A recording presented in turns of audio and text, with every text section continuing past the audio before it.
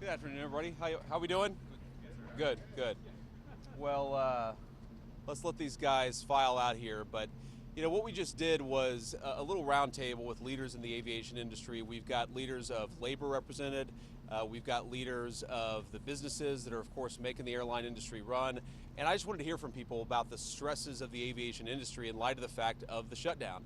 And here's what I found out. It actually worries me a great deal because I think that as much as delays have gotten worse over the last couple of weeks, everybody here is very worried that we're going to see more delays, more stresses on the people who are actually making the aviation system run, and more problems for both the consumers but also the great workers who actually make this incredible shining jewel of the American economy actually work and work on time and work safely. Here are the things that I worry about. I worry about the people who are scanning our bags and making us get through the security line. I worry they're not getting paychecks. They're starting to get worried about how to feed their families and how to pay school tuition and everything else. I worry about the pilots who haven't gotten paid in a long time. I worry about the air traffic controllers who, of course, make this entire system extra safe. I worry about them, more worried about their credit card bill than they should be because they're not getting a paycheck because Democrats refuse to open the government. Now, I understand that a lot of Americans are sick of partisanship in Washington, D.C. Trust me, I've been here for 9 months in this job. I am sick of partisanship in Washington, D.C., but this is very, very simple.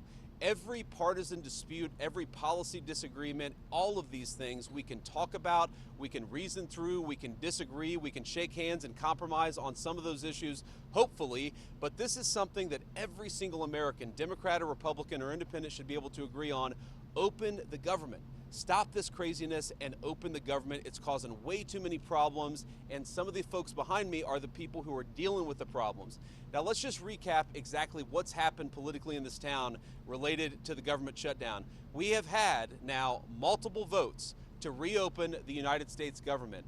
The House of Representatives has voted affirmatively to reopen the United States government.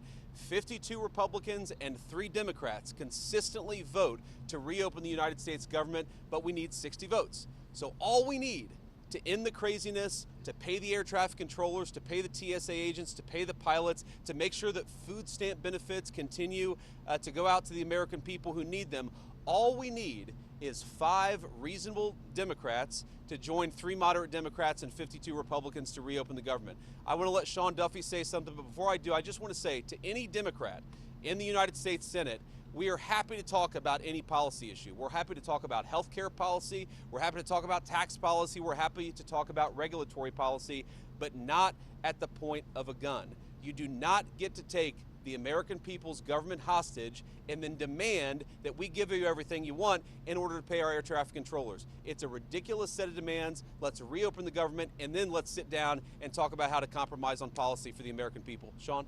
I appreciate it, Mr. Vice President.